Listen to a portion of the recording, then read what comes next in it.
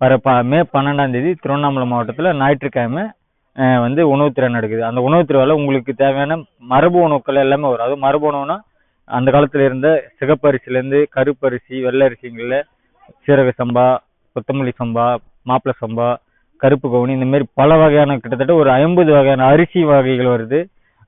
நெல் தானியங்கள் நாங்கள் நீங்கள் காட்சிப்படுத்துகிறோம். கிட்டத்தட்ட 100 வகையான நெல்கள் வந்து நம்ம காட்சிப்படுத்துகிறோம்.